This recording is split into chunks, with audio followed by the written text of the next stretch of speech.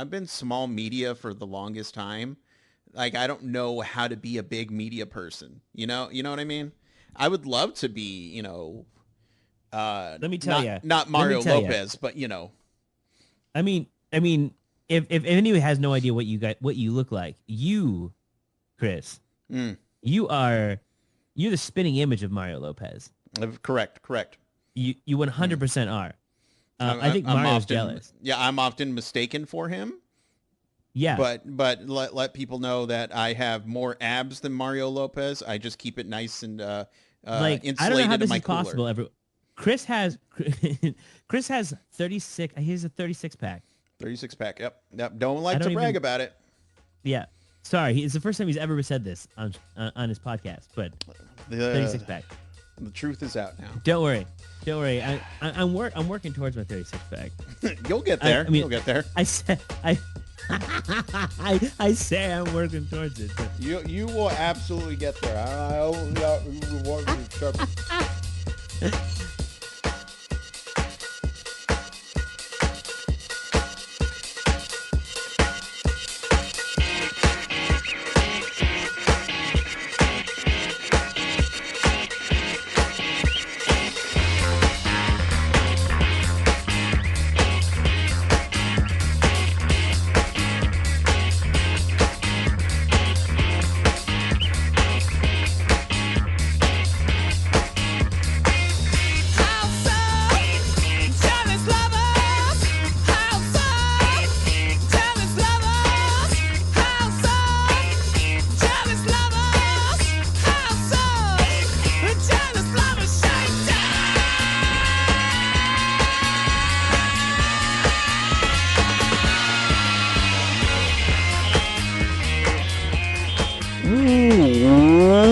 Welcome, everybody, to Casting for Two, the podcast, as always, hosted by me, Chris.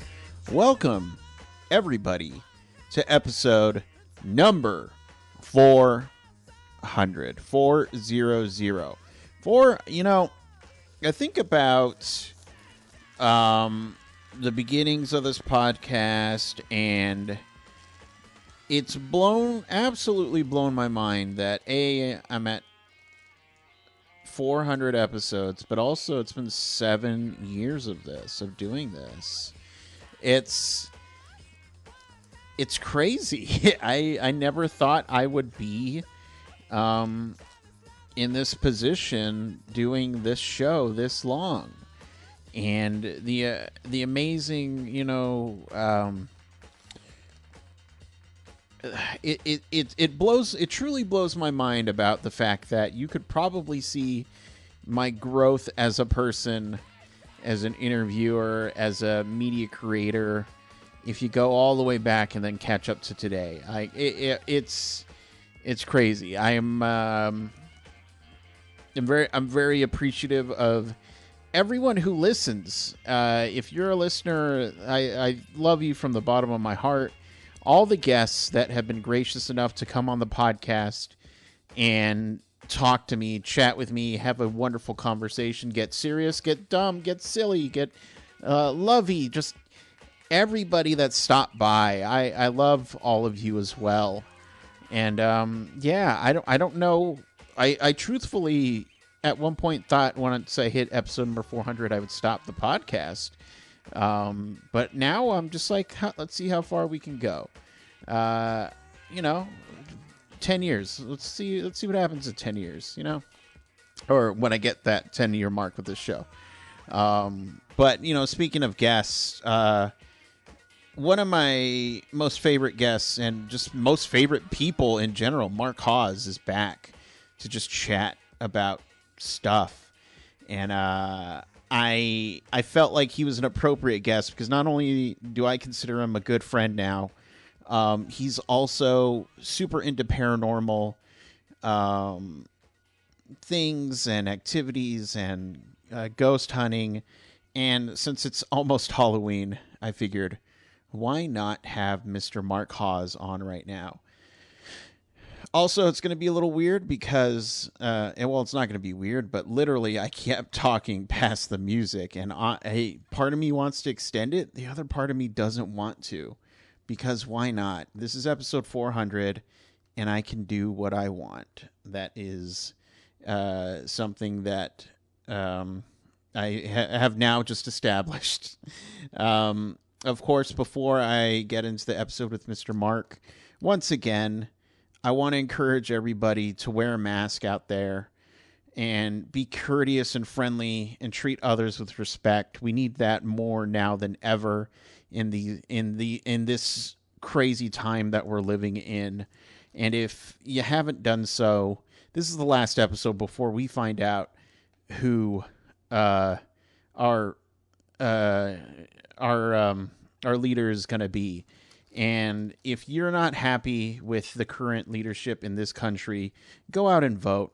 Do something, Don't just sit back and just say, well, I guess this is what we have to live with. At least give it a fighting chance. So go out and vote. Wear a mask if you do so. And be respectful towards everybody, all right? Message of the podcast. And you know what? I'm done. Let's get into this episode, all right? So, Mark, Mr. Hawes, for episode 400, take it away. Well, we're here. We're okay. That's it. Thank you for being a wonderful guest. I hope you had a fun time. But I mean, amazing. Real talk. I'm glad you delayed a little bit because I was watching literally right before the call started. God. On purpose, or I was just like, I should probably watch it. It's on HBO. Let me watch it. Yes. Okay. And a more real. Are you affiliated with Anderson still, or did you move on from? Oh that yes, PR? I am. Okay. I will. Well, I mean, I am. Am I actively paying them monthly? Right. No. Right. Right. Like for my PR with them. No, I'm not. But if anything was to happen, right. They would field stuff, and they're still on my IMDb. They're still reachable. Mm-hmm. The four people I had in that team, one of them, Danny, has moved on to doing human outreach and what do I want to say, the fundraising. There you go. So I reached out to her because I liked all four of my team mm-hmm. on when I was with Anderson. But yeah, actually, how did you get involved with Anderson? Like, how did they find? Yeah. So, I mean, I sent somebody an email associated with Anderson. This was a long time ago. I have no idea who it was. And, they were so kind to just say, look, we can't let you talk to this person, but here's 3 other people. Yeah. And I was just like, oh my gosh, of course. Yeah. Let me talk to him. And then from then on, it was just, here's people to talk to. So that's how I got, amazing, associated with them. Yeah. And so honestly, there's a couple of PR companies that have shown me that warmth and gratitude, but it's not a whole lot, really. There's people that are just like, hey, I'd like to work with you if you want. Cool. Good for you. And then move on. I'm like, oh, geez. All right. So. Yeah. I mean, well, because, Hollywood, I mean, full stop, right? Like, right. I mean, to say what is Hollywood at this moment in 2020, I don't even know. I don't even think Hollywood knows. I don't think anyone can see where we're changing, what's going on. I think there's so many people holding on to old ideals and what they know, but at the same time, I don't know where things are going. Mm-hmm. When I spoke to my manager, they said something like, they were just like, we don't even know if we're going to have a normal pilot season ever again. Right.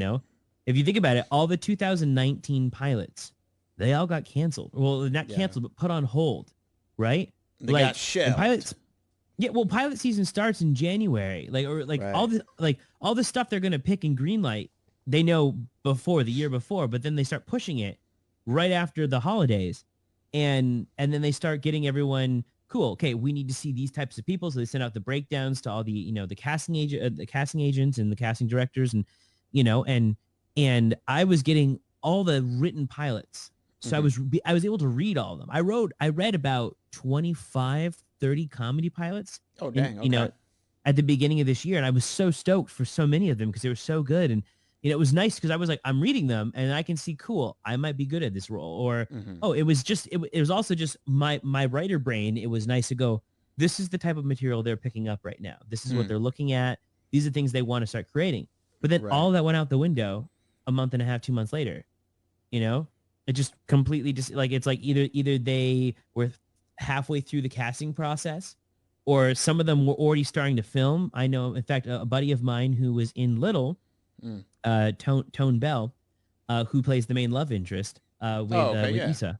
Yeah. I met Tone on set, and we hit it off. He's a super awesome dude. He's so hilariously funny. But I talk to him quite frequently, and we're actually rep by the same managers now. But he was in a pilot, and they were less than a week away from finishing filming the pilot, and they didn't get to finish it. Everything was shut down, right? Yeah. So, and they're still hoping in next May that they can finish it, right? But it's one of those things that I was like, so what happens? So then I go, what happens to all those 40 to 50 pilots that were going out? Because surely there's new pilots now, right? I mean, everyone's had time to sit home and write, So it just makes you go like, man. I mean, it's one of those things that you just never know what's going to happen until it does. Like, everyone gets excited. Ooh, I got my pilot picked up, or this is happening. And can you imagine getting to that process and then have a pandemic like this happen? And then it's like this might have been one of these writers for the very first time ever getting their pilot to a series. We're going into the casting process, and then everything goes away. Right. Because we're in unprecedented times now. So no, absolutely. And, I'm just kind of also wondering, obviously there could come, I'm just wondering if you've had this feeling, or if you know people who've had this feeling of you're doing a pilot that you're like, this is it, I'm going to, do this, I'm going to live this character, blah, blah, blah. And then it shuts down because of the pandemic. And then, okay, well, we're going to finish this pilot a year later. I wonder if there's that thing that happens in your head where you're just like, I don't relate. I feel differently now. Obviously, I don't know if I can tell these jokes or I can do this drama. I'm just wondering if the character itself just feels different to a person, or if it's just like, I guess I can still do this. I don't know. So I'm just wondering, have you heard anything or felt like that? I haven't necessarily yet been in a position where I would have been in something where it was canceled or put on hiatus for a while. But I can attest to the fact that I can know that people would feel that way. Absolutely. Because, when you as an actor, and I can only speak from my own personal experiences, but, right. You dive into it when you're there and you're working and you're fully into the character, and, and you want to give the best that you can, and you have to believe that what the directors are telling you and everything, and you have to trust that they got everything they need to do, and we do a scene. I mean, even you said you were watching Little, like the apple scene. Everyone asked me how many times I licked the apple, right, or ate the apple that was licked, and there was at least 10 apples, right? At least 10 apples in the close-up, right? So and each one of those was licked, and there was no cut. So and it was one of those things where some people probably would have been like, oh my God, that's disgusting. And I was like, it doesn't matter right now. I mean, obviously now with the pandemic, they would have been like, hold on, let's stop that apple. Right. Let's nuke it. And we're going to get him another one. We need 2 hero apples. Right. But I can say things happen where they might finish something and then go back and realize, the ending we filmed doesn't work. And, I don't know if this is, news to anyone, but the original ending of Little that we filmed was not the same ending that's in the movie. So we went back 6 months later to finish filming. So it was like we finished in July of 2018. The movie was a fast turnaround. It was just under a year. Yeah. Actually, it was less than a year. It was like 9 months from that time. But when we hit January time, they were like, we don't like the ending. So they called us all back 6 months later. You know, and things happen in 6 months, right? Like you might be in a different mind space. Like maybe, you know, you're in a brand new relationship, or your relationship ended, or, you know, someone who was in Little they had a retinal displacement, and they had retina surgery. Oh, because their retina had become unattached. So if you looked at them full on, their eye would be completely bloodshot. So the problem was we couldn't film them front on. So everything had to kind of be side profile, you know? And so it might seem odd in those moments, like when you're watching the movie, and be like, oh, that was a weird, like, you know, or sometimes even to the general audience, they might not even know the difference. But it's like, you know, to someone who, you know, someone might catch and be like, there's something off about that scene, but I don't know what. And maybe it was the angle, or it was because the actor never turned fully right, but it's because they were trying to hide the fact they had a bloodshot eye. You know what I mean? Yeah. Because it's so yeah, I can totally see how those things happen, you know, where it's, and, you know, or you have a hiatus and you come back and you know, and I mean, even comedy right now, comedy in 2020 is very different from comedy in 2013. Right. You know, like where you're allowed to go with things, what's politically correct, what's not politically correct anymore. You know, everyone's looking on people's social media to go back and see if they've made any like comments that can get them canceled. Right. You know, right. You know, whether or not they are appropriate or not appropriate. It's one of those things. It's like, man, like something you did in 2013 can get you canceled now. Right. Right. You know, there's, I mean, as far as comedy goes, I do appreciate the people that are just like, you know what, I'm gonna push the envelope because that, like a Bill Burr type, because that's what he does, you know. On the other hand, I get the idea of, well, it's time to evolve. Chimes are different, so obviously I can't do this, I can't say this, I can't do, and like that's there's nothing wrong with pivoting the way comedy is. I remember when the Joker was coming out and Todd Phillips was just like, I can't do comedy anymore. You know, it's just something that he feels that he can't do because, you know, he has a specific type of humor, which, I mean, we've seen all his, well, I can't say we've all, but I mean, you look at his movies, yes, his humor is very specific towards him. And if he feels he can't do it, then that's fine. Make way for like a Taika Waititi who can do it, or, you know, a Seth Rogen, you know, stuff like that. So I totally get the idea of just pivoting comedy. But I mean, that scene you're talking about, I was too busy looking at you because you were freaking right next to the star and just getting your coverage. And I was like, look at this guy just standing right there. I know what you're doing. I know what you're doing. You know, I think as an actor, you go and you should go, how do I best facilitate this scene? Yeah. Right? But once you've been out here a little bit, you realize if there's no direction, right, no one specifically says where you should end up. If you can't see the camera, your face is not going to be on the camera. Right. And I learned that very fast when I did actually the very first thing that got me SAG eligible. My very first SAG gig was the ESPY Awards, I think in 2016 with Drake. Right. Oh, okay. And Who's that? I don't know who that is. Yeah. Drake. Who?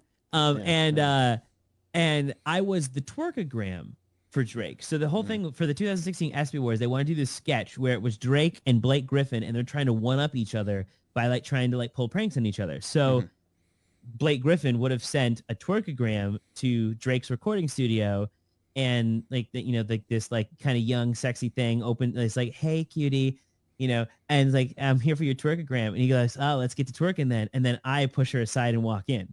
Yeah. Right. And I got my Daisy Duke cut off jean shorts and whatever. And I had a line in that.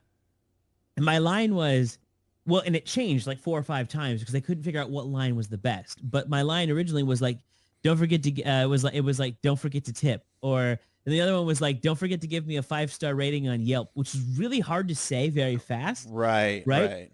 And so what worked in the scene was me coming in and doing my dance for a second and then saying it. Right. Mm-hmm. But what I realized is that if I had said it the minute I was walking through, they would have never been able to cut my line. Mm.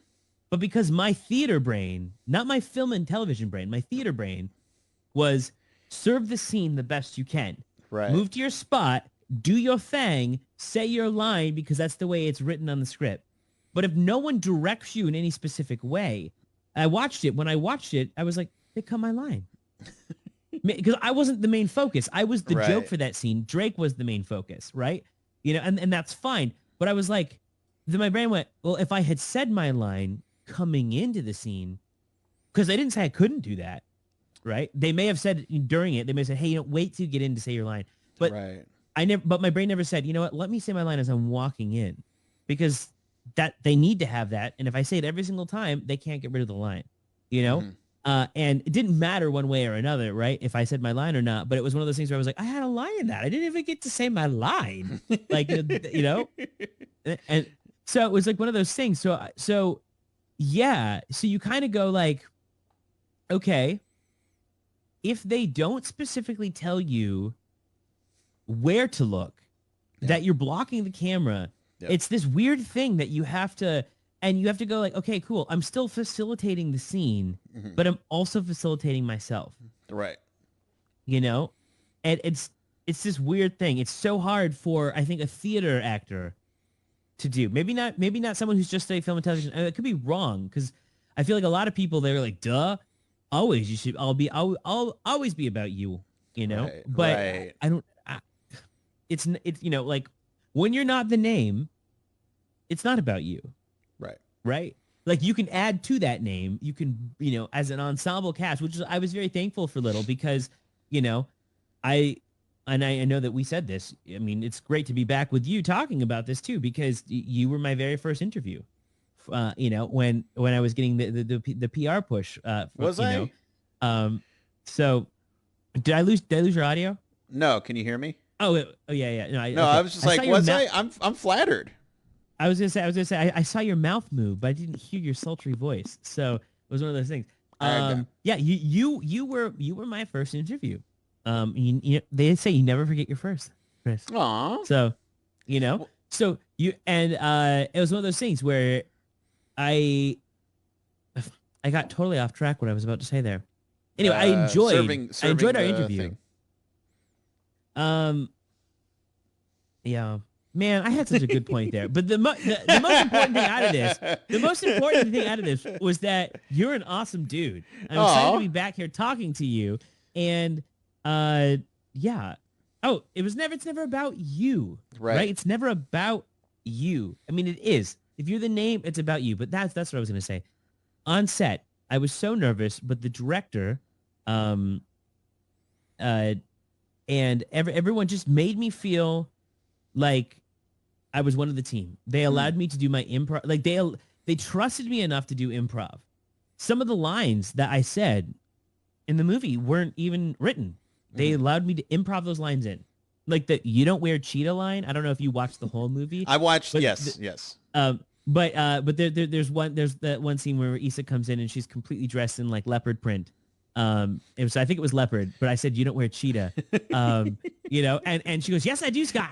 But like that was all improv. That was not written in the script, and I was like, they allowed me to say these lines, Tina, the director, is an amazing, amazing person. She was very thoughtful on everything that she did. And so, so in those instances, it was a lot of fun because I got to be in one of the ensemble whenever it was, in those scenes. So. Gotcha. Well, and then, because I listened to our chat, it was a while ago, at least a couple months ago. And you're like, oh, that fucking guy. Listen. No. I'm so, well, yes, kidding. No. I'm so glad that it left an impression on you. But there are certain interviews that I feel bad about because and if this is horrible, I will edit this out. I was given a note to not talk too much about Little because of a certain controversy that was going on at the time. And Yeah. so I was just like, you don't want I talk about the movie? What? So then that's why I just kind of kept it, fun and casual. But I'm hey, it's been years now, so I feel like I could bring it up a little bit. But yeah, I felt bad because I didn't see it, because Yeah. Well, he just come out too, so like. yeah, exactly, yeah. And so yeah, and I wanted to talk about the movie because I'm a fan of comedy. This looked like a fun movie, and for some reason I was just like, I can't talk about it. Cool. It's happened to me a couple times where it's just like, you have this guy from this thing, don't talk about the thing. Well, what do I talk about then? I don't know. Exactly. Okay, sure. So, but yeah, no, and I'm happy that I finally saw it. Cricket. Exactly. Well, and then, harkening back to the podcast, now I'm at a point, I've done this podcast for 7 years. I'm coming up to 10 years of podcasting in general. And nice. That's amazing, dude. Thank you. I appreciate it. But doing formal interviews drives me crazy now because I'm just like, I did that. So the conversation we had would have been a conversation we would have had today. So absolutely. So I'm just like, okay, well, we don't have to talk about anything. So let's do this because, I'm sure I could have Googled, an interview of you talking about the Apple. And it's like from, maybe there would have been 10 other sources. I don't know. It's like, well, then what's the point? They can just watch that interview. Let's do something different. Yeah, absolutely. And I think that's one of the things that I really enjoyed talking to you. I mean, not only did we just have like a chat, which is exactly the way I feel, like I know, and this might just be me, right? I know a lot of people are like, hey, often like there's two ways of publicity. It's like, one, I'm doing the press junket where I have to go and I have to promote this movie because we're in it, and but this wasn't me promoting the movie. Like this was, the movie was already out, and this was like, this was like, okay, let's have some time to kind of promote me. Right. Per se, and I look at it as an opportunity just to get to meet people, and I am long-winded 100%. I enjoy conversations. I don't know what you're talking about. No idea. As I haven't stopped talking for the last 30 minutes. I enjoy conversations. I enjoy talking to people, getting to know people. I enjoy lots of things, and so I very much again, I'm going to use the word enjoyed. I enjoyed our conversation. It left a lasting impression. I had no idea that you were like, ooh, what do I talk to him about? We made jokes that I was going to do a one-man Annie. Yes. Yes. Which still, I still feel like it's got to happen, Which again, the memory that you have is stellar because, I mean, I remember that too because it was odd, so that's why I'm like, okay, yeah, I'll remember that. But there's some times where I don't even remember talking to certain people anymore because I'm just like, huh. Who? And then I feel bad. I spoke to them. Yeah, I was like, oh, okay, cool. But I've been keeping up with things that you're doing. And yeah, it's and I was telling a friend this is that a very special friend that there are certain people that I try to keep in contact with, whether we have a good rapport, we have a good connection, and then there are people that are here to chat, and then that's it. They chat, they leave. Yep. That's the end of that. Yep. But yeah, you've been super friendly and accommodating, and then especially when you were getting into streaming, I was just like, what? Yeah, you do stream? I do stream too. And yeah, I know. Yeah. I was like, wait, Chris, you're streaming, Chris? Wait, what? Yeah, I've been. Yeah, I don't know what I told you. Plus, we've had conversations back and forth too on Instagram. Yeah. Like, and I told you, I was like, get your professional badge, dude. Let's go to Comic-Con. Right. And I was just like, that's not going to happen. Because, part of it is just that, I've been small media for the longest time. Like, I don't know how to be a big media person. You know what I mean? I would love to be, Let me tell you. Not Mario Lopez, but you know. I mean, if anyone has no idea what you look like, you, Chris, you're the spinning image of Mario Lopez. Correct. You 100% are. I think Mario's jealous. Yeah, I'm often mistaken for him. Yeah. But let people know that I have more abs than Mario Lopez. I just keep it nice and insulated I don't know how this in my is cooler. possible. Chris has 36. He has a 36 pack. 36 pack. Yep. Don't like to brag about it. Yeah. Sorry, it's the first time he's ever said this on his podcast. But 36 pack. The truth is out now. Don't worry. I'm working towards my 36 pack. You'll get there. You'll get there. I say I'm working towards it, but you will absolutely get there.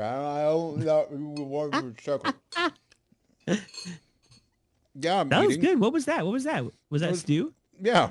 Wow. Was it? Yeah. Nice. I'm even surprised. I'm surprised you could see that. And if there was ever comedic timing, it was right there. I can smell it too. It's like a beef stew. It's nice. Yeah. Yeah. Yeah. But again, it's been great catching up with you. And hang on. I'm doing the thing that drives people crazy, which I don't understand, but whatever. This is going to mark 400 episodes, and it also happens to be coming out around Halloween. And again, getting to know you have a love and fascination for all things. What's the word? I'm trying to think of Ghostbusters terminology. Paranormals, experiences and things, which literally today I was looking on my Facebook page and it said that I would like to go to a haunted house. Who's with me? And nobody said anything or like, let's do this. But this is less about, you telling about your experiences and me pitching to come along and I'm going to make demands. I'm going to make 3 demands when I go with you, if I can go with you. One, first demand, I don't want to know anything about the place we're going to. Nothing. Cool. Nothing. 2, I want to be in the most haunted area in wherever we're going, whether it's a room, bathroom, closet, basement, cellar, I don't care. 3, I want to be left alone. Okay. Those are my demands. Okay. We can make that happen. Cool. Yeah. We can totally make that happen. All right. I would love that to happen. Because yeah. I would probably be shitting myself. It's that, and I don't want to make it seem like I'm fearless or anything, but when it comes to paranormal stuff, I don't believe in it, but I don't not believe in it. It's just that I'm so open to having an experience with it.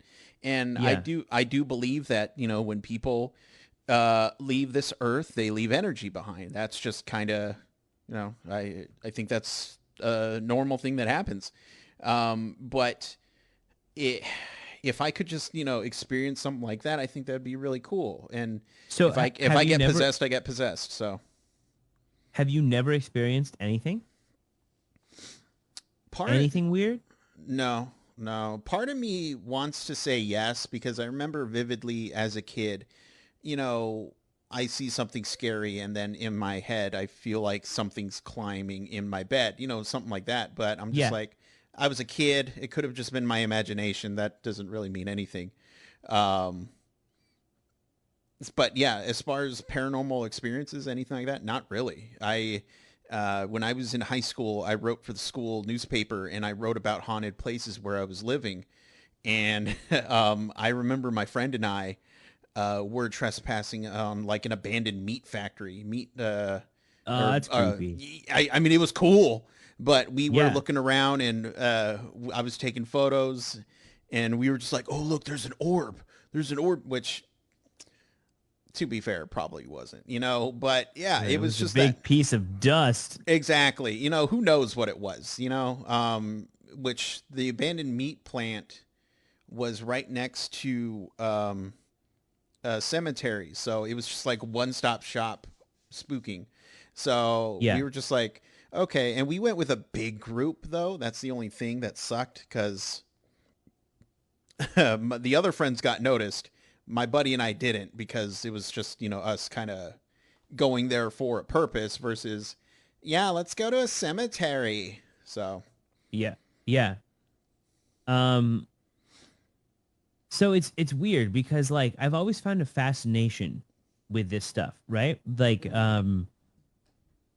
and I don't know where it stemmed. I was actually thinking about this right before, like, because I knew because I know what we were going to talk about, and I was like, and I don't know if it just stemmed from like just watching TV at some point and being like, oh, cool. Well, wait, what is this like?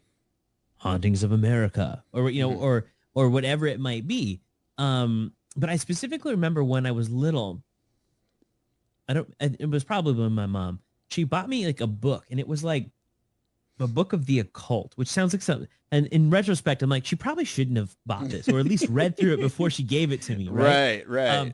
Um, but I was like, I don't know, I was in like sixth or seventh grade, like right. So, and I remember reading it and reading through this book, and it had everything in this book. Like it talked about like possessions and stuff. And the thing that scared me the most when I was little, when I remember reading it, was spontaneous human combustion because it was Mm, in the book too. And I was like, fun. wait, what is this? Wait, people can just burst into flames Yeah. and just burn. And I was like, what? Right. And so, but I remember like reading it and being like, oh my God, am I going to burst into flames? Wait, I'm Mm, hot. Am I like, um, but, and I don't, and it was like, maybe that was a little heavy for, a sixth or seventh grader to get right. into.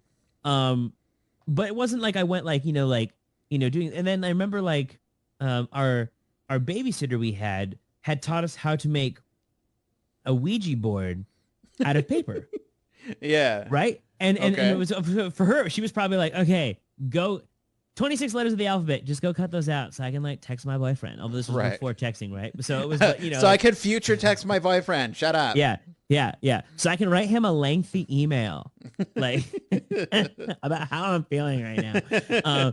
So so I remember like we made like this like like, and you put it in a circle and then you place the cup in the center, and then before you close the circle you always place the cup first because it's supposed to trap the spirit under the Correct. cup, and then Correct. you place the last piece of paper so then the circle is complete. And I remember like we were sitting in our old kitchen, and I remember like I was trying to play with my dad, and we were sitting on the thing, and my mom was standing over. She was looking through her checkbook or something, and right next to her is like the light switch for the whole kitchen. It was like kind of thunder and lightning out that night, Mm, which just seems to be like just adds to the atmospheric thing. And the sliding glass door was open because I can remember feeling the breeze, and I knew that it was going to get rain. mm. And I was saying like, give us a sign, like look what we made, guys, like play with us, right? And so and he's doing it. It was like slightly moving, and I'm sure he was moving it, right? But I remember saying, give us a sign, and the lights in the kitchen went out. Mm. And I remember yelling at my mom because I thought she had turned the lights off, but then she yelled back at me because she was like, I'm standing here. I didn't, and no one was there. So she reached over and turned it back on. It was a weird experience. Nothing Mm. that I could like count on. I mean, I'm sure it was just had to do with the lightning, Right. right? But it's like everything like together, you go, what? Oh, and you're in that mindset. And if you're in that mindset, you're going to see the things you want to see, you know? And so I feel like in some regards, while I love like the paranormal and like ghosts, like even like the other night, I was watching like an episode of like Ghost Adventures or the Ghost Nation. Is that the new one? I used to Mhm. watch Ghost Hunters Yeah, all the same here. time. Same here. I loved Ghost Hunters. I loved Ghost Hunters with Jason and Grant, Right. and Dave and Tango, and now Jason, Dave, and Tango are now in Ghost Nation, Okay. which is the new show, which I just happened to watch an episode. I hated Ghost Adventures because when I watched that guy would go out and be like, "Come on, come at me, bro!" Like he would like try Right. to like. Right. I'm like, why are you being a dick?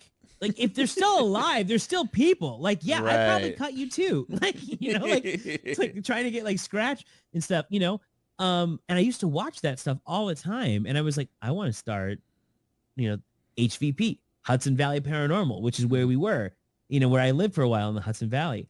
And so we decided to form a group, and we did. We formed a group. I made a logo, and this is stupid because like we didn't really do anything, but we did one investigation, which I'll talk about in a second. Right.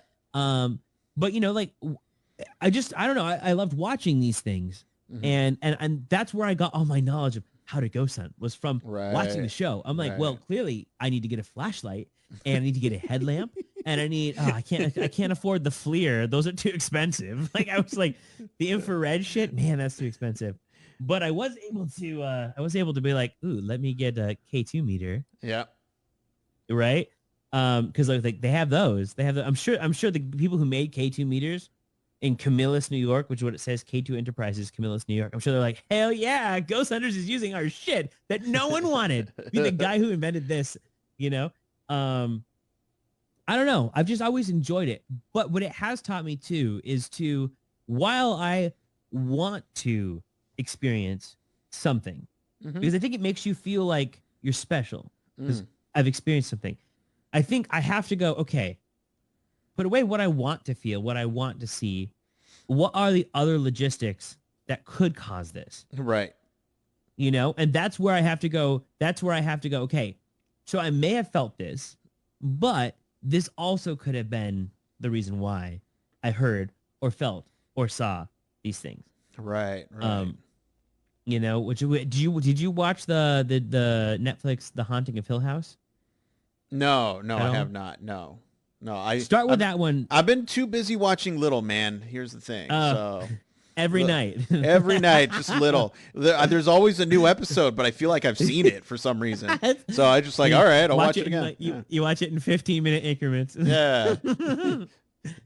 But it's the Ghost Hunters. Oh my gosh. Like I remember going crazy for that show, but there was a certain point that would drive me crazy when it's mainly just the advertising of it they found a ghost and then they didn't find one, and I'm just like, really? Like you got me all excited to see a ghost and then it never happened. And it never happened. So after a certain point, and I think it was when Grant left, that's when I was just like, nah, I'm okay. No, the thing for me that really started making, and this is before I was even really involved, I love doing theater. So I was doing a lot of theater at the time, but I wasn't in film and television. I was a music teacher, and I taught at a public high school, and and I had done all that before I came out here. So I was doing that. I think the thing that really made it come through was they would do on Halloween their live ghost hunt. Right. Yeah. Right. And I used to they would do it, and then another group would do it.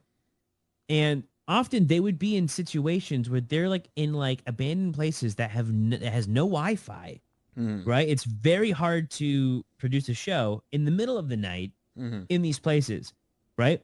And there were issues where we would come back from a break and you could hear them talking before the cameras were rolling, right? And I heard I could hear them having a conversation at one point and live on air, and I don't think they knew it. But it was like, oh, and we're gonna say that we saw something over here in a second, right? Boo. And it was something like that where I was like, wait, what? No. This is not real. Like they're playing. But then I thought, half of ghost hunting is probably you sitting around not getting anything. It's like fishing, right? It's literally like fishing. It's like, cool. If I go to a place where I know there's lots of fish, I might get a fish. But if I go to a place, just throw my rod into the water. Chances are I'm not going to get a fish. Right. But I'm going to be fishing. Right. And or like same with like hunting, like people go hunting, like, I often used to say the reason my dad goes hunting is because he doesn't want to be around my mom right now and wants to drink a beer. Not because he wants to get a deer, because he's never going to find one. He was the worst hunter in the world. Right. He's like, oh no, I didn't find one today, but you finished that 6-pack, didn't you, Dad? Hell yeah.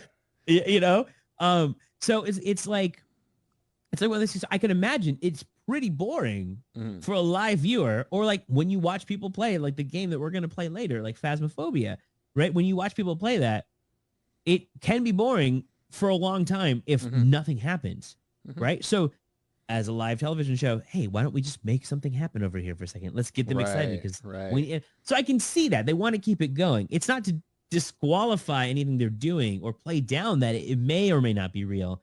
The problem is it does lend itself to make people go like, well, I'm a skeptic. I'm always going to be a skeptic. It's never real. You Right, guys are making right. shit up, you know?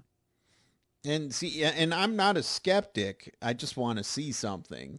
And I was playing Phasma with my friend, who I was new to the game, so I was just kind of standing there like, Yeah. what should I do? I don't know what to do. Mm-hmm. And he texted me. He was just like, dude, you look so bored. I'm like, I'm not bored. I just want to know what to do. Like what do you need me like take photos, stuff like that. So, and again, I haven't played the game too much, but my favorite role is probably something I would do in real life. Give me a camera, put me in a room, leave me alone. Let me just see if I can get photo evidence. If I die, I die. So, which, in Phasma, I die all the time because I'm just standing there. I'm like, okay, you know, cool, whatever. So, and I move on, I move on to the afterlife. So, I don't know. Yeah, it's just such a fascinating subject and something that, again, yeah, I have this thing where I would like to be more connected to the universe. And, what's more connected to the universe than things of, who are trapped in this universe and can't move on, right? So, Yeah. Well, and I think this whole idea of the paranormal or ghosts in general or spirits or whatever you want to call them, oni, right? mm, Another yokai, another term, you know. Like there's so many different, they've been around in for years, hmm right? Like it's not just now we're finding out. We just have new technology that allows us to see right, other things differently that people back then didn't, and also it was, like it was like they would explain, oh, it was a devil, it right, was right, possession, right. it was, it was these little demons, but really it was like, no, she had cancer, but oh, but it was demons that caused it, and so it becomes this, and like right now I'm watching a show, actually, I don't know if you've heard of it, but it's called Evil. It's on Netflix. hmm I know you're too busy watching Little, but Yeah, only watching uh, Little right now. but it deals with the ideologies of, are these demonic possessions or are these mental illnesses? Okay. I wish it went a little bit deeper. It kind of lightly treads on it, but it's interesting because both sides believe one thing, right? Like the hmm religious side will say it's a demonic possession. And then the scientific side will say it's this. And it is interesting to see, well, if it was this, is it caused by this? Or is that caused by Right. this? And it's an interesting thing. And if it exists, it makes me like, when started watching, I was like, damn it, I wish I had thought about this. I would have totally written a script based on this. Because the church hires, at least in this film, they hire a psychologist to go around, and anyone who thinks that they're possessed by demons, the hmm psychologist for the church has to come in and interview them. Hmm. And if they think that is a demonic possession, that's when they'll allow someone to go in and do an exorcism. hmm I was like, that's a job? That, like, can you imagine? Like, my God. Like, because you watch, like, like I used to watch, like, was it called like The Haunting or something? It was on Discovery, where it was like always a 1 hour episode of someone who had a haunting experience. And often it was, we moved into a house. And then I started feeling this way. Yeah. And then, as a partner, my partner started to go away from me. And then I started to question if I was sane. And, then I was getting scratches in the middle of the night and unexplained things and noises and blood from the walls and, all these things that you go, wow, that, and to someone, those things can sound crazy. hmm I mean, even the person who's probably having it is like, this is not normal. This Right. should not be happening. But I also go like, cool, but like, let's look at it, hmm And I think going back to The Haunting of Hill House, I said one of the main characters in that experienced a haunting when he was little, but then decided to be and go investigate hauntings and then see if he could prove them opposite, hmm because so many people are affected by that. Right. Right. Um, so you've never experienced any type of thing, not Mm-mm. even never. So Mm-mm. was your high school? Because often I know my high school was. But was your high school's theater considered haunted? Do you remember that? No. You never heard stories about that?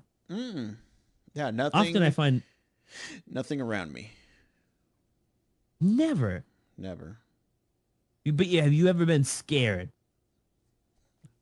Yeah. not I mean, not for scared in like the paranormal way.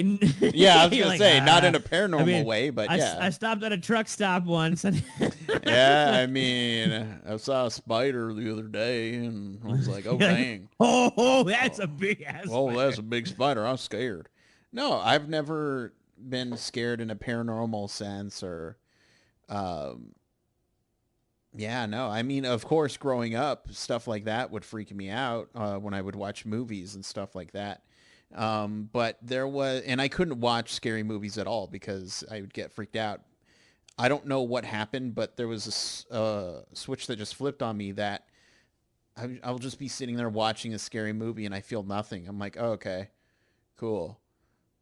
And then I would just move on with my life. And and I always tell people I don't care. Like, I don't mind scary movies at all. It's another form of entertainment, and that's awesome. I'm looking for that one thing that will freak me out when I watch it. The only thing that got kind of close, it was less scared, but more just like I'm kind of creeped out, was Hereditary, because that's a creepy ass movie for sure. I don't think I've seen it. It's creepy. So, and it's one of those movies that, doesn't rely on sound effects or anything when you see something. In fact, if you see it, you will be creeped out, but it doesn't say like, look at this, look right there, look right there. It's like, you miss it, or you see it, it. So, and I really appreciate stuff like that. But yeah, no, it's just that thing of, it's something I'd like to experience and, get scared and have nightmares, but I don't know. I just haven't had them in a while. So it's been easily like 12 years. When I was little, or when I say little, high school age. Little on HBO. I'm familiar. Watch Little on HBO. Yes. I'm the apple licking guy. You'll enjoy it. Yes, I did lick the apple, and yes, the apple was licked and handed freshly licked to myself. This was pre-COVID. Yes, pre-COVID. But I remember one of the things we loved doing is we just loved the aspect of being scared. So, because I was in theater, we'd often heard that the theater was haunted, and it was haunted by this old teacher who used to love it. And I don't know why, but often everyone says the theater's haunted, right? And when I say the theater, I mean like everyone's community theater, everyone's high school theater. You will have heard a story. I'm sure everyone who's listening to the podcast will go, oh yeah, I've heard a story that my high school theater was haunted, right? It just happens to be that way. And I don't know if it's just trapped energies. Like you have lots of good moments there. You have lots of bad moments there. You have lots of moments where people are excited and happy. You have a mass gathering of people and they watch a play. They all experience something emotional together, and so maybe that has something to do with it too. But I know that like as a high school student where I grew up in Messina, New York, everything closed at 5 p.m. Not a lot was going on. And I wasn't the type to be like, hey, let's go drink and do drugs. I was. So it was like, lame. Yeah, I know. Right. I was like, oh gosh, where's my needles right now? Like, it's some good looking heroin there.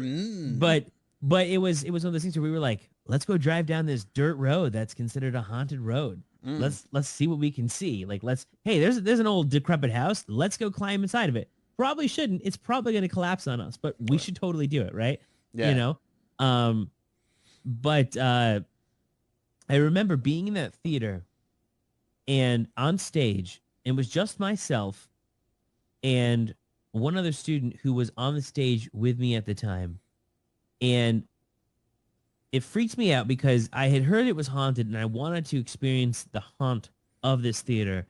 And I remember if someone was to say the name of the teacher that haunted it, I would say, oh, that was it. This is right there. But I can't think of what it was. But it was almost as if it started because it was like up in the catwalks, which is where the noise came from. And it was like a slap and a drag So it sounded like someone had one hand and they were pulling it out and slapping it and then using that to drag their whole weight of their body across the catwalk. The weirdest sound in the world. The weirdest sound in the world. A sound that, and the catwalk's all metal, right? And it's all metal and it's graded so that your feet don't slip off. Because if your feet slip off, you're falling. And if you fall, you're gonna hit the ceiling stage below, which is not going to hold you, and then you're going to go straight down on the stage. Okay. Death, pretty much, right? So like it was almost as if someone had this heavy hand. It was slapping and then drag, slap, drag, right? And I heard it, and it was at the back of the house, so like where the exit is, where everyone's going to come in to sit down. I turn around, and it happened, and it started to get faster, and it started to get faster and closer to like the front of the stage, right? And right before it got to like where, and of course it was up in the ceiling, but right before it got to where we were, the lights went out in the stage. Like, so we were completely in darkness. And I was like, oh, hell no. Right. I was like, right. So like I was out of there, and now I can't think of what it would have been. I'd never heard that noise before. And I'd been in that stage multiple times. Right. And I asked other people if they had experienced the same thing, and they said yes. Now, when you think about it that way, it's hard to say, yes, I experienced the same thing. Yes, that's what it sounds like, because someone just agrees with you, and they're like, okay, well, correct, there we go. We've heard the same thing, right? Right. And then you go, well, I've had a ghost experience. Was it a ghost experience? I don't know.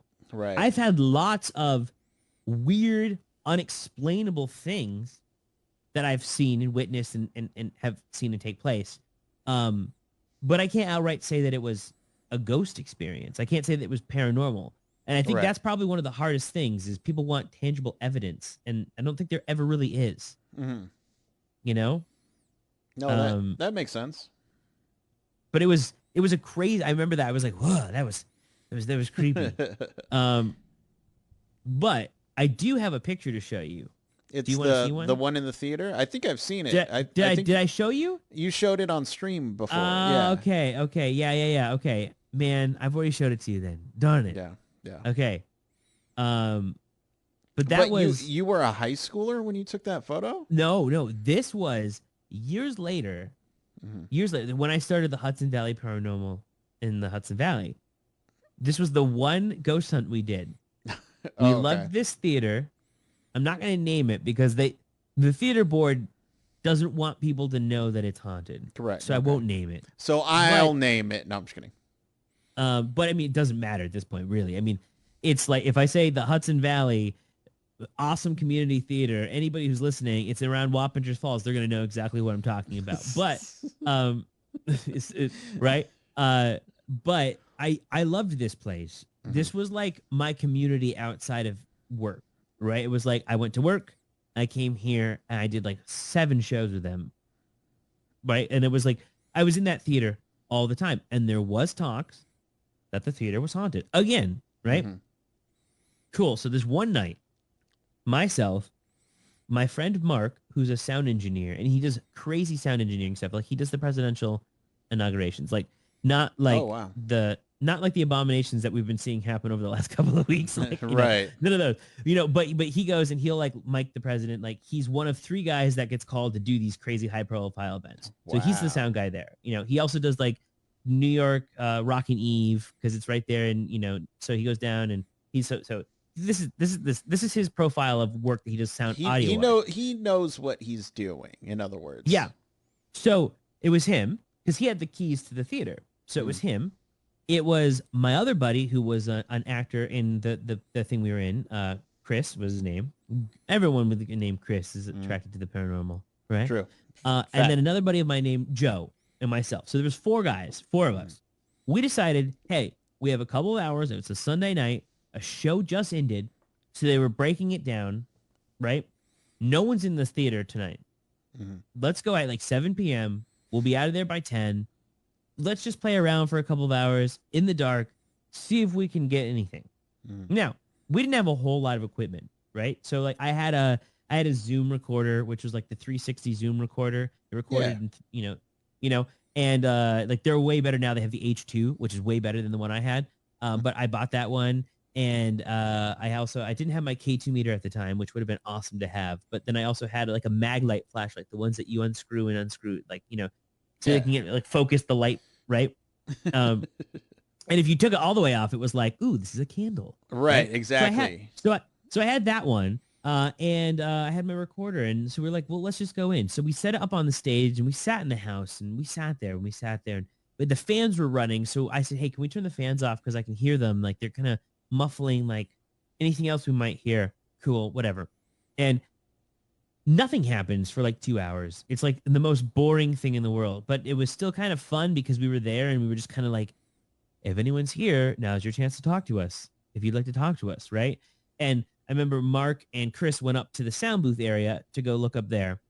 And then I went up into the dressing rooms, and we were in the men's dressing room. And then we went over to the females' dressing room. And I had been in there multiple times because it was separated by sex didn't mean that you couldn't use that dressing room during the shows, because theater people are like, whatever, like, you know, Right. So it was like, right. So we were up in the female dressing room, and I don't know, it was weird because it was dark and they had all these mannequin heads with like wigs on. Mm-hmm. So it was like, ooh, that's creepy. We got like thousands of mannequin heads with wigs. They better not move. Like, you know, so we're like, okay, we got 30 minutes left. Let's get out of here. But before we do, let's just sit on the table, on the stage, sit around like seance style on all four sides. My back was to the audience, the open house, which it creeped me out a little bit to be sitting on the stage facing like this big space behind me.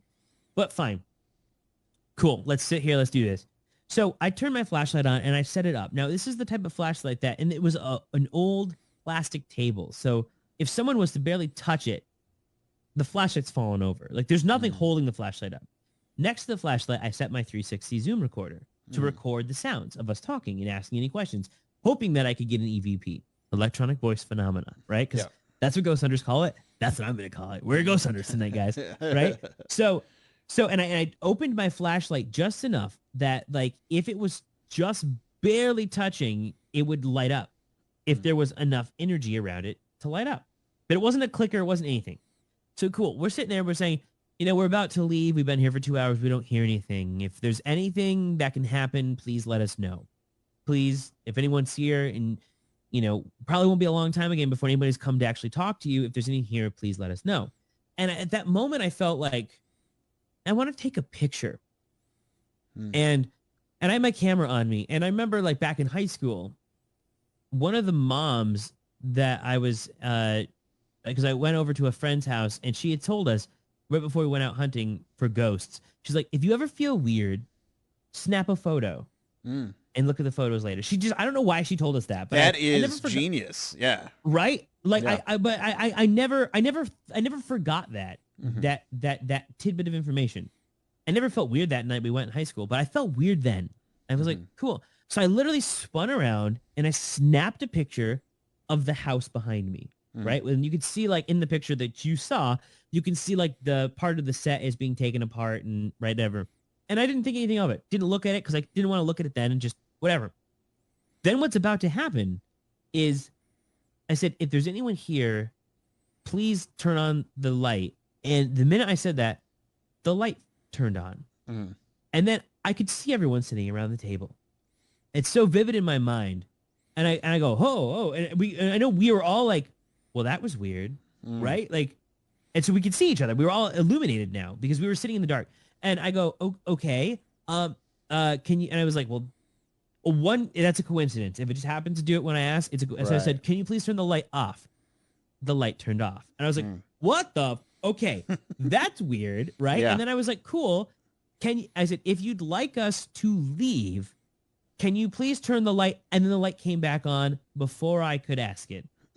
And I was like, oh shit, the light turned on. I was like, okay, we're gonna leave now, because it was like, it almost seemed like very an aggressive turn on this time. Okay. Maybe it was just my interpretation of this aggressive turn on, but but like, I was like, it sat there for like 5 or 6 minutes, not turning on until I asked it finally to do something, and then it seemed like it was responding to me.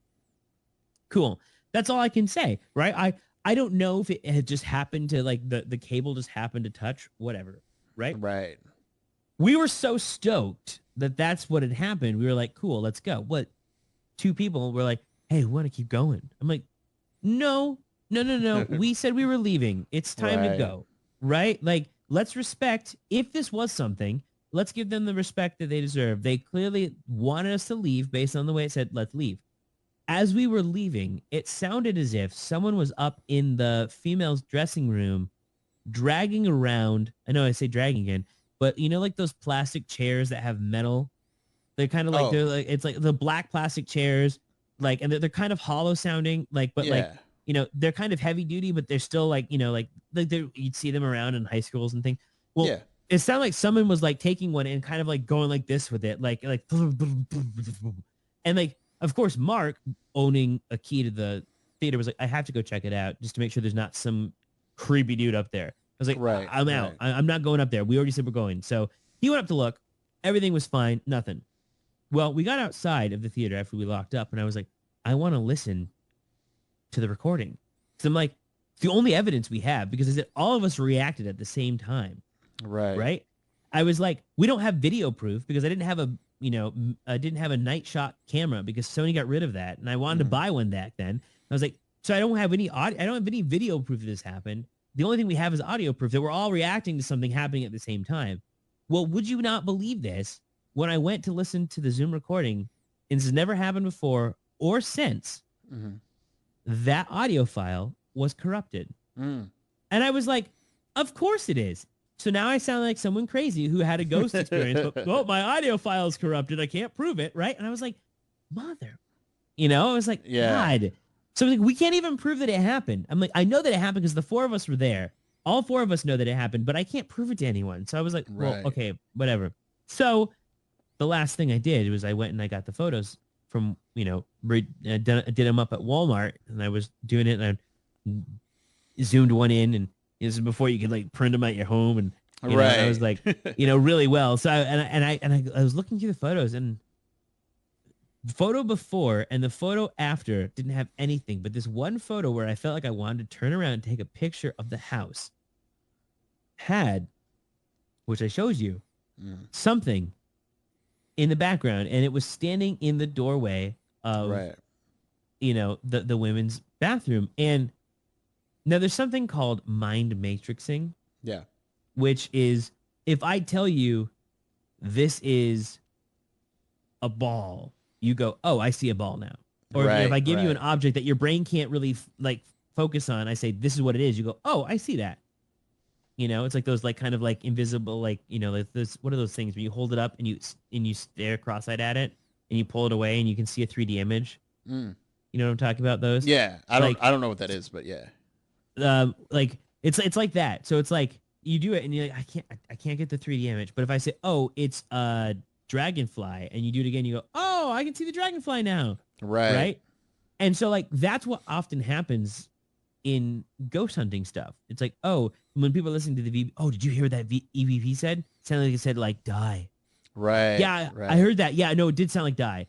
And it might not have sounded like die, right? So that was one of the things that when I watched Ghost Hunters, I was like, no, it doesn't sound like that. Right. Right. But they're making it sound like that, and then they write the word underneath, like and so like whenever I show people that photo, I do my best to not say what's in the photo. I want people to make that comparison themselves. Right. Which is why when I showed it on stream, I tried to say, hey, I'm not going to tell you what's here, but also it wasn't very easy to show because it was kind of a glossy photo. So Correct. Yeah. it's like the only evidence I have. But in my opinion, I did capture something. Mm-hmm. Because I tried to recreate it. We went back another night. We had someone stand there in the same spot. I don't think that you have a way for people to see anything on a podcast, but if you want the photo, I can take a picture of it and, but I don't want to, anyway, anyone who's on the podcast, it was a photo. What did you think it looked like, Chris? What did you say? So I mean, it's, before I answer that, you did this test of, okay, look at this photo. Do you see anything different? And my eyes immediately veered to that thing before you even said anything. And I mean, to me, it looks like a silhouette of a person, but the silhouette is perfectly dark. There's no light reflecting off of it. There's like, it literally looks like if you took a Sharpie and just drew in a little man there, it'd be that dark. But Yeah. I could see how recreating that would be hard in real life, though. because there's just zero light bouncing off of it in general. Yeah, and I feel like someone could recreate it with Photoshop now. Correct. Yeah, You could easily do that. You could easily do that, right? And so that it makes my validity go like, well, can I prove this was printed when I did? Like, yeah, I think on the back of it's got the date because it printed out from Walmart, right? But it also makes it harder to make any type of finding you find real or like provable, because everyone can go, that was Photoshop, that's fake. And then, and so the better our technology gets to potentially find these things, the better it gets also fake these things. Right. And that's like, I don't know, like if you saw like a couple of weeks ago, there was this video going around in New Jersey where everyone thought they saw a UFO. I don't know if you like. I didn't see that. Like, and my buddy sent it to me, and like, because I'm into UFOs too, right? So it's all paranormal stuff. But I looked at it, and I go, that doesn't look like a UFO. It looked like a Goodyear blimp that just happened to have like the writing scrolling across. And then I went to Reddit, and then I found a whole bunch of people saying it's a blimp. It was like hired by like Diddy to fly around and like say something like, like, and it was, I don't know, but I was just like, yeah, I mean, it looks weird, but depending on the angle you were at and depending, it's just like people say, oh, it's UFO. And then everyone goes, oh my God, it's UFO. Right. It's that mind matrixing thing again. Right. So like, I know I've wanted to feel special. I wanted to have experiences. And I think in some regards I have had some types of experiences. Like I could go on and on and on and on, but I'm sure everyone, this is not my podcast. This is your podcast. Right. But like where I think I've experienced things and have no way of saying, okay, I can't prove it otherwise. But also my brain then wasn't as equipped to look logically at it now as it is now. But I can go, cool. Why did I feel that way? Did I feel that way because I knew this place was haunted before that happened? Mm-hmm. Or, did I experience it before I knew it was haunted? Like, was it a weird experience? Mm-hmm. I don't know, dude. And I do love it though. I think it's really interesting. I think they all tell stories too of the place. Right. The history. But I think the lore, and I think it's a neat thing. Regardless, for me, it's entertainment in itself, because it's like, which is, I think it's probably why I like Phasmophobia so much, even though I'm such a, I don't really want to go into rooms in VR. I'm like, no, I don't want to open this door. Like, oh God. I mean, you are nuts for playing it in VR in general. You don't have to do that. I know. I started playing it without VR, but because I had VR, I was like, well, it's VR. Let me try it. Right. And, but now I'm like, now I don't know if I'd get the same experience if I went back to PC, just normal, right? Just because the flat screen. Because when I played it with the flat screen, like, it did still freak me out. There was a couple of moments like when I didn't know what I was about to experience. Right. And I will be shouting and jumping and be scared. That definitely That's fine. happens. I'll be sitting here and just being like, cool. Let me get a picture. But see, that's what I think makes a good ghost hunter. Mm-hmm. Having someone like you, having someone who maybe wants to see but hasn't seen and needs something to prove, right, that to them that it was, that they can't explain it any other way other than it's unexplainable. Right. And that's why part of me just wants to go in there and just leave me alone. Let's just see what happens. Because I don't want any of that mind matrixing where you tell me, oh, there's been sounds of, balls bouncing up and down, basketballs. And I go in there, oh, I hear basketball. I think it's cooler if I come out, I was hearing some basketballs bouncing. And then you're like, oh, because it also kind of, proves everything that is being said a little bit more, just because I just heard that. All right, cool. So and so I'm super down to it. I'm super into it. And if a ghost takes me, it takes me. That's fine. So what you're saying is when this is all over with, we're gonna meet up somewhere and go do an investigation. Yeah, yeah, absolutely. I'll meet up with you guys. Yeah. It'll be my second investigation. Okay. Man, I feel like I've done so many more, but no. I mean, yeah, it'll be my first, like maybe my half of one. I don't know. I mean, I wasn't very professional in the high Well, you school went to days, the so I meat can't really say. packing plant, dude. You know? Yeah, and I wish I could have stayed there, but people were freaking out behind me, so we had to go.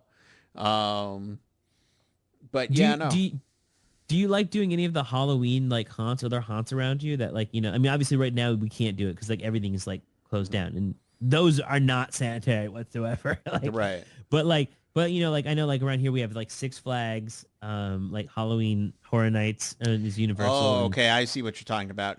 So I don't have very many experiences with that, but the one I went to, I was laughing hysterically through the ah, entire thing to the point where when we got out, I couldn't breathe because I was just laughing so much.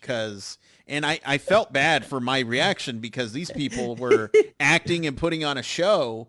And, I'd be laughing going through. And then I was with three other friends and I'd be like, hey, guys, don't look behind us. There's a guy with an axe. And then they all look and they're like, oh, no, because there's a guy with an axe. And I'm just laughing because I'm like, yeah. And that was the start of Fearless Chris, of just like, oh, there's a guy standing in a corner. Okay. And then I'm just laughing because I'm just like, I don't know. I see. I appreciate what they're doing. I feel bad because, they are actors, just looking for, I don't know, trying to keep their chops up. They get this yeah. role of, Axeman, and here's this dumb kid who is just laughing the entire time. But I don't know. So I'm horrible at them because if I go, I'm going to laugh. I'm going to be like, oh, that's funny. When I mean, I don't have like a PG mouth by any means, but like Hmm. when I get scared, it's like I drop in the F bomb constantly. Like Right, right. and like I feel like the way they like Universal, right? Because like Gabby and I will go to like Universal Halloween Horror Nights often, Hmm. um, and we normally go after Halloween's over with. Okay. Like it's always the last weekend, which tends to be in November, because I feel like up to that point it's always so busy, it's packed full of people. Right. When you go the weekend after, it's still around the same time. It's not that it's not Halloween anymore. I mean, it's still and like it's like clearly like the actors are getting tired, but at the same time I think they're excited it's the last weekend. And like there's Right. something to be said about an actor that loves scaring people. Hmm. Because Gabby will also do the makeups at the Six Flags, and so she Right. does like all like the monster makeups, She's and good at like that. there's like there's like this crazy Amazing. hierarchy of scare actors, Mm. like where they're like no, I got to be the walking demon last year, so I'm gonna do it again. Like it's like this crazy hierarchy of the scare actors because they're like I've been here longer, so I get to do this now, you know. Right. Um, and she is really really good at it. The Yeah. difference between Six Flags and Universal. Universal is Universal's working with IPs, Correct. intellectual Correct. properties, so they have to use masks that look like the characters from the movies. Hmm. None of it's not almost none of it is prosthetic makeups. Oh, okay. It's Okay. a lot of it's very mask oriented, which in itself is kind of nasty because it means like hopefully you'll get the same mask that you wore, because if Right. not, you're putting on a mask that some actor has sweat completely in. And I don't know if they go through the whole thing. I'm sure they do, but like I don't really Sure. know. Sure. Yeah. Versus the prosthetics, it's like a brand new prosthetic every night. You can't reuse them, Hmm. you know. But I was like, oh, you gotta take those nasty, sweaty prosthetics off of the actors at the end. They're like coming back in, they're like and pulling them off their forehead, and you know, I think that's probably scarier than the actual haunts itself for me. But Right. but it's like when you go and you actually go through like Halloween Horror Nights at Universal, which is the one that I used to go to. It's like they get you scared by the loud noises. Correct. It's like the actor will activate the thing, and then they'll come running into the room because a loud noise will come off, and that's what freaks me out. And like Hmm. those are kind of cheap scares, Hmm. you know. And I find that when they just pump three people through and you're just following one line after another. So it's basically just a single line that's going through the haunted house. You Right. often can see the scare before it happens. Right. So then it's not as scary as if you go on the weekend after and you're the first one in line. You got to go through the house by yourself. And like, that's so much scarier. Like, because, you know, every single scare is going to scare you. Of course, I laugh after every single moment. It's like that. Right. Oh, you know, ha ha ha ha. Ha ha ha, and then boo. Yeah. But I don't know. I enjoy doing the haunts. It's gonna be this weird. This year is a weird year because it's like I feel like there's been no defining moment in it to go like, oh yeah, it's now Halloween. Like, Right. You know. I keep. There hasn't been any defining moment in general. It's just been like, well, I guess we could define it by all the crappy incidences that have happened this year. Yeah. Just like I was chatting with somebody and we were just talking about how this year's all been shit. And she goes, do you remember when the year started off with, Kobe Bryant unfortunately dying? And I was sitting there. Oh shit. And I was like, that's right. He did pass away this year. Oh Holy my crap. God. It just, I just totally forgot about, because it's a shitty year. That was before COVID, right? Yeah. It was in January, I think. January, February. Yeah. That was this year. That was this year. I have moments the same thing where I'm going, wait, like it was in July, or no, it was in August when I made a joke about like, oh, you have to wait till Father's Day. And I was like, wait, Father's Day happened in June. I was like, it's not June. I was like, what? Like I've never had that moment. The only thing that defines time now, Chris, is my experiences with you. Oh, well, I appreciate that, So there you go. Well, but you've been busy working. You got some projects that you're working on. That's true. We writing some stuff. Yeah, and I don't. Yeah, if you're working on, I don't want too much detail. But are they just in the writing phase, or are you hoping to get in the shooting phase? Well, one of them it's done and written, and was ready to shoot. And then, of course, this stuff happened, right? And one at this very moment is actually going through the festival circuit. Cool. And we just found out this morning that we got into our first festival, so that was kind of exciting. Nice. It's the Golden Festival something. It's in Italy. I have to look more into it, but I know. Yeah, I was like, ooh, well, the Italians find us funny. I'll take that. For some reason, when you said Golden, I was like, of course, San Francisco, because of the Golden Gate Bridge. And when you're like, no, Italy, like, totally Italy. Are they known for being golden? I don't know. The interesting thing about this too is that it's like a script that is taken us way too long to get to where it is. But I think the process has been a learning process. Like every step of the way we've been involved in it, and every step of the way we get to the next step and go, okay, now we need to learn how to do this because we're to the next step. And I think that's kind of really how life should be, because if you're always constantly learning, like we learned how to, like we wrote it, and we wrote it based on a movie that we had written, or based on a feature that we had written back in 2015 or 16, which we ended up optioning and selling to a producer in China, but we retained the rights here in the States. And I don't think anything happened with it in China, which is totally fine. But then we decided, cool, well, since we're here, we have our U.S. investor, why don't we write a short film based on it? A short 13-minute, 30-second film, kind of based on it in the same world, not the story, but just, using the same characters, showing how they'll function.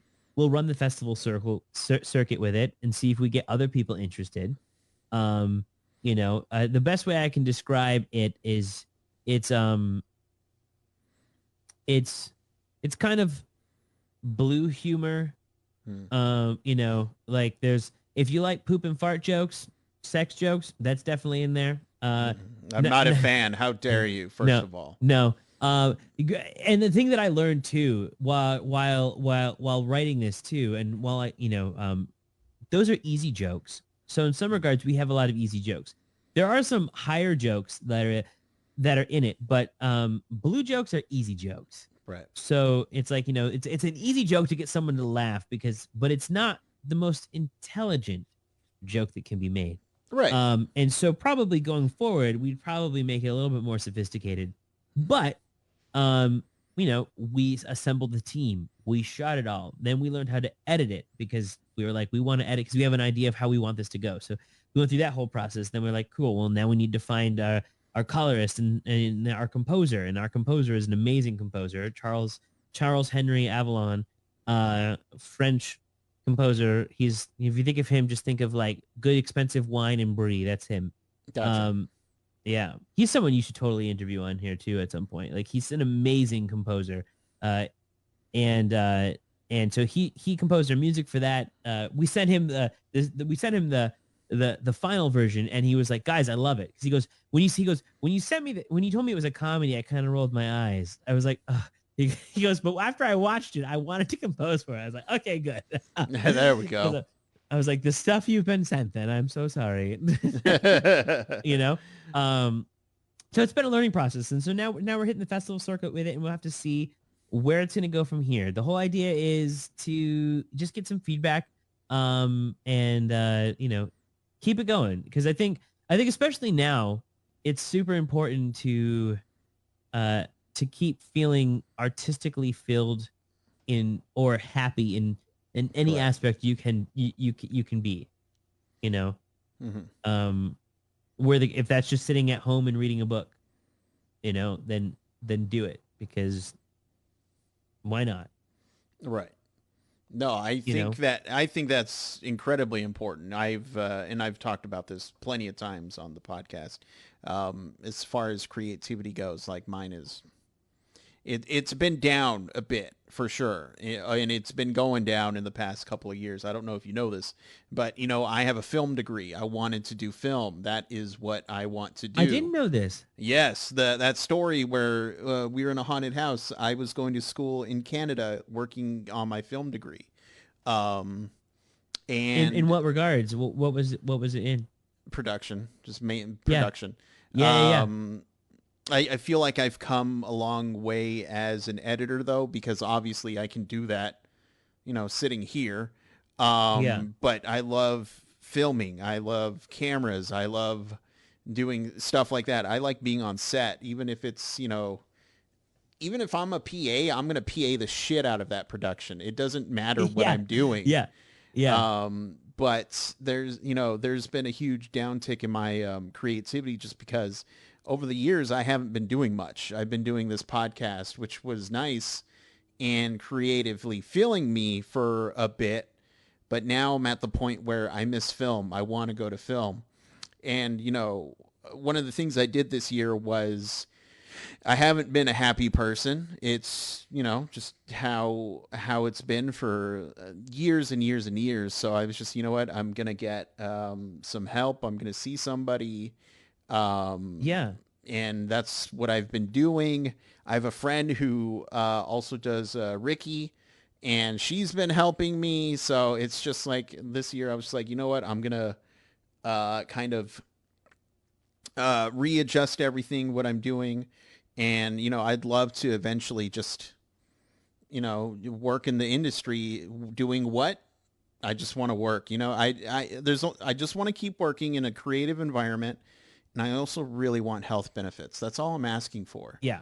I'm not asking for much, but I remember I wrote, cause I like writing short films, cause that's what I like to do. I like to cram a lot of story in a certain couple of pages.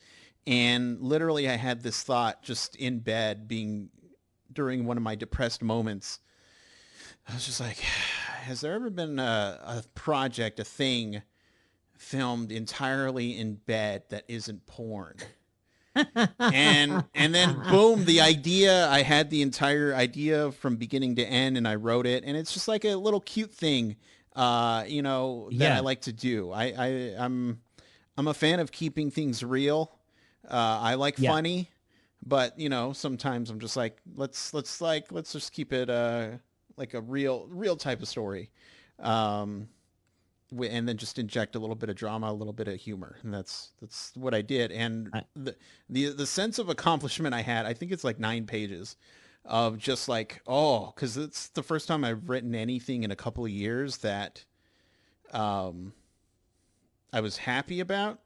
Because there's scripts I've written and I'm just like, nah, it's a thing that's been on my mind. It's on there. I guess it's there, you know. But this one, I'm just like, man, I'd love to film this one day because I just think it'd be fun. And my whole idea of it is to make an actor in bed visually interesting and have it not be porn, you know?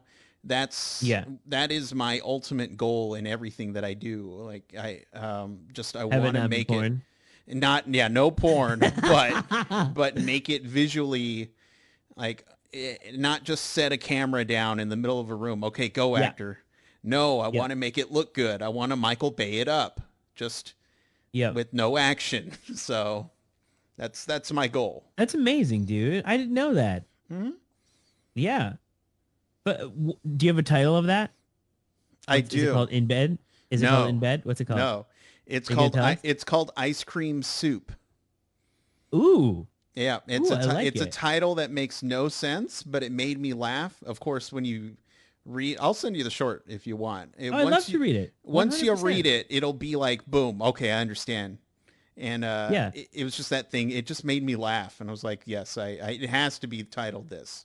So, well, see, I could totally understand how it could be ice cream soup. Now, I don't know what it is at all, but I just get the idea of someone who gets ice cream, and they go to bed, they don't eat it all, and then it melts and becomes ice cream soup. I mean, that's pretty much it. Yeah, that's pretty much it.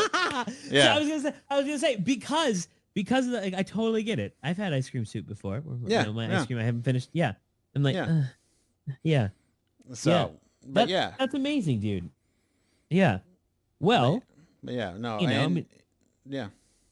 No, what were you gonna say? I was gonna say we can make it happen. And again, you know, I'd love to work with you. Yeah, you have I feel like we're pretty similar.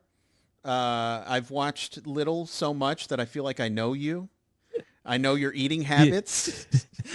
I only eat apples, by the way. Only eat apples, but they have to be licked.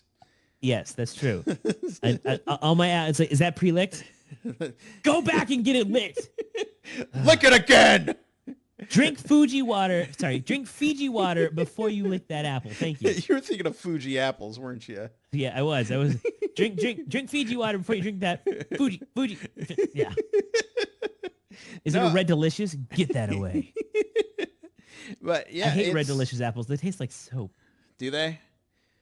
I can't really. I think it's like Granny Smith, and I'm like, meh. Those are good for pie, though. Do you like apple pie? That you're a pie guy, right? Yeah, you are. You're an apple pie guy. I'm an apple pie guy. Because you want to get hit in the face with one. Yeah, as we learned yesterday, you don't do that with fruit pies. Right. Yeah, because that's gonna hurt. So I was like, yeah, which makes sense. I mean, so I'm a fan of pumpkin pie because it's the only pie you can eat without a plate, but you can get hit in the face with it because, again, you know. Yeah, it's heavy. Yeah, it is pretty heavy. Yeah, but yeah. But Costco pumpkin pies are pretty good. Is it?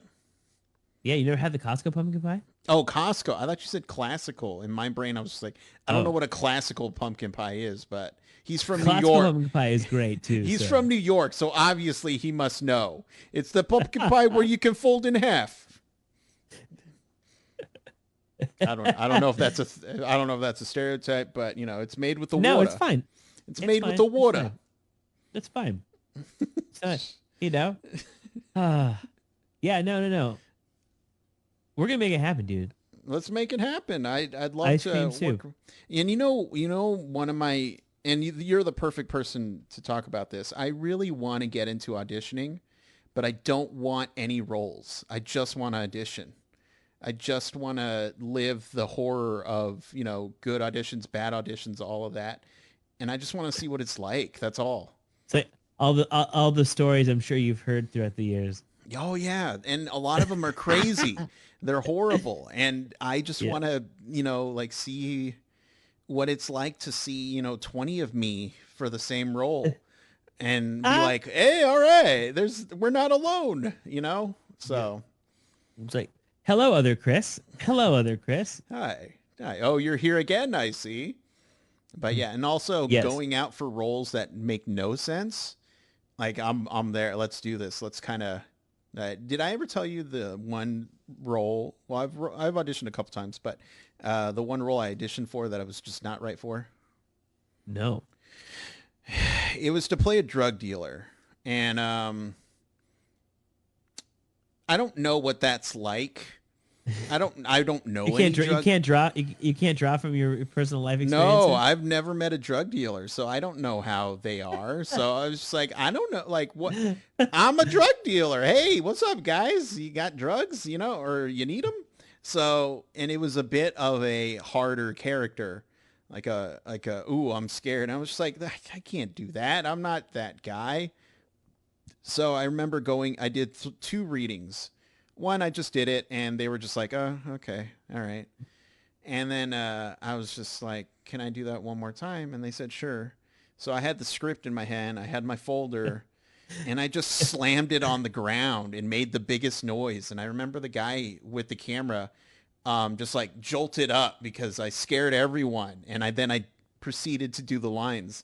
But that feeling of I'm not getting this, let's go to town. Let's do this was Yeah, very appealing to me.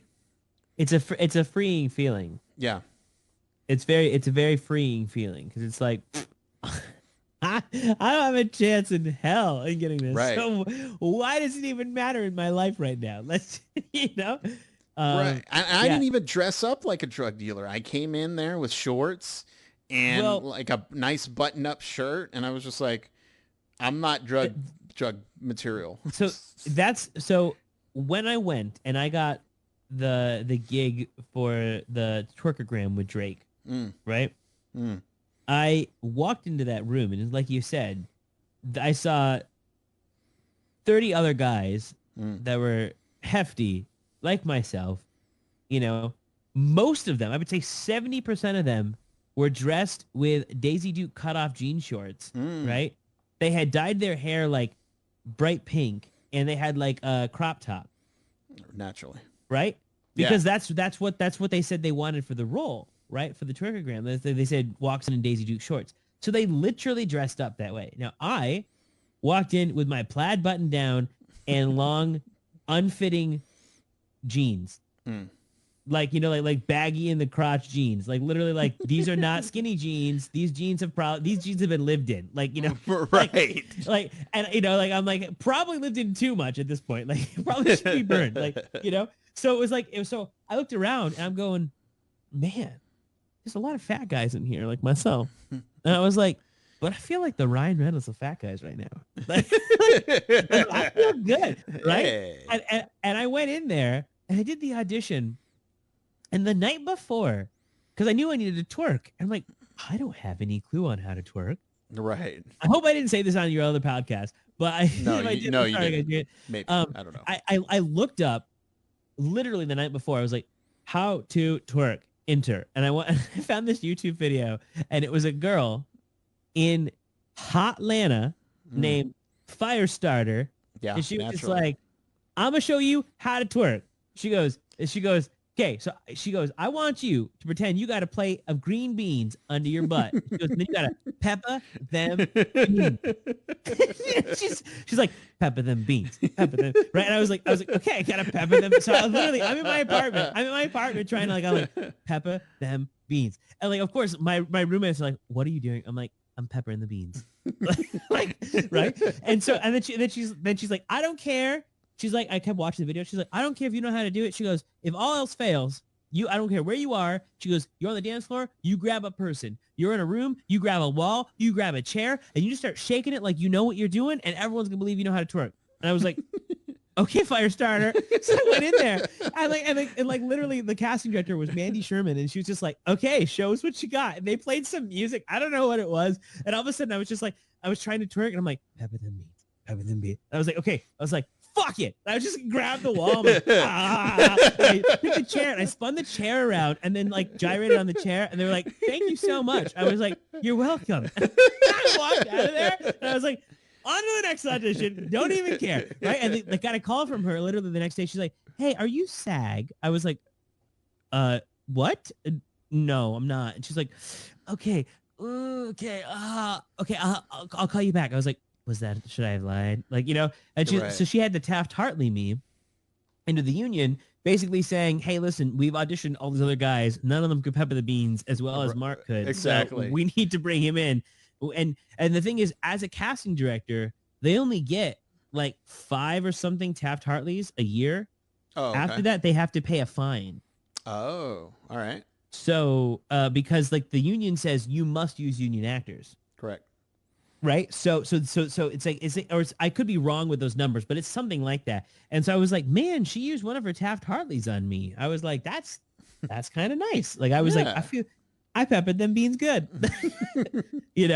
Of course, in that scene, you never actually see me twerk much, but it's one of those, it's like you said, like, I was like, I don't give a shit right now. Yeah. I watched it. But I didn't dress up. I didn't, I literally didn't look like the 40 other guys in the room. I didn't go buy a pair of jeans, cut them off. Cause I'm sure half the guys went and bought a pair of jeans to cut off just to like wear in. I didn't dye my hair crazy. I didn't tie a crop top on, I just went in, I did my thing and said, thanks. But I actually tried to reach out to Firestarter in Atlanta before it went live because I knew it was. I actually called the studio she worked at and left a voicemail for them. I said, I don't know if you guys won't know who I am, but I watched Firestarter's video on YouTube. I just wanted to let her know that because I watched her video, I'm twerking on Drake, and like I never heard anything from her. But I was like, but I can't. I wish I could meet her someday. I gotta meet her someday. I know she's in Hotlanta. I know that. I don't know. I wonder if I can find that video again. I think it's very courageous of you to this day continue getting acting tips from Firestarter. I think that is your ace in the hole right there. I gotta tell her. She's gonna want her 10% though. So. Then you haven't gotten any role. That's fine. Just take the plate of beans away. Yeah. I can't afford them beans. But you believe in her. Yeah. Oh gosh. But yeah, I do know exactly what you meant. But I wanted to share that story with you because it's stupid. I mean, look, it worked for you. And was Drake there, or was it just recording? Drake was not there at the audition, but Drake was there when we filmed it. Yeah. Oh, okay. Yeah. I got 15 minutes with Drake. That's cool. I was like, I think I've done what most women and gay men wish they probably could, who fancy Drake. Exactly. I was like, all these people who fancy I was like, I got to do something that most people who fancy Drake wish they could do. There we go. What is life right now? The Firestarter knows what life is. Yeah. Yep. Oh man. But Mark, it's been a pleasure chatting with you for episode 400. I think. Well, thank you for bringing me in for episode 400. Of course, I was going to say you should feel very honored. First of all, I do. So I do. That's all I'm going to say. 400's a big number, dude. It's a big number. And then what this is the end. You know what the other? End of you the know what the? Oh, God damn it! Sorry. I forgot. I was going to look at that. I was going to say, what was the other number? Do you remember what the other number was? I feel like it was 2 something. 3. Damn. Wow. 321. 321. 321. 321. Damn. There you go. It took you too long to get you back. Well, I'm glad to be back, Chris. There we go. But since you're back, now we have to end. For the people at home who would like to follow you online and, watch you get them green beans on your Twitch channel, which you will do. Where can they do all that? Okay. Well, I have to learn how to do this better, but you can follow me on Twitch at Phantom Havoc. It's Phantom with a 0 because someone took the 0. Mm-hmm. Someone took the O. Yeah, I love that. So Phantom Havoc on Twitch. Variety streamer over there, play lots of games, and we're gonna go play some Phasmophobia in a second. But you can follow me on Twitter, Hawes, Instagram, Marc Hawes, and Facebook, Marc Hawes as well. So There you go. So, thank you again for sitting down with me. It's not the longest episode I've done, but yeah, I think it's pretty close. But yeah. But Well, thank you for having me, dude. Of course. I hope you're not sick of me because, yeah, now we're going to go get spooked. Or you're going to Absolutely. I'm not sick of you at all. Okay. We can well, keep I going. appreciate that. We can keep going? Well, yeah, we'll do a part 2. We can do part 2 can be the stream. Oh, okay. Great. Yeah, okay. that'll be part 2. And then people will just be like, what is going on here? You got to listen to part 1. It's like, when is that coming out? Next week. Chris, I don't want to go in there. Don't make me go in there, Chris. Don't make me go in there. Get in there. Pepper them beans. There we go. That is green bean is your safe word. All right. Okay. Sounds good. Sounds good. All right. Ending the call.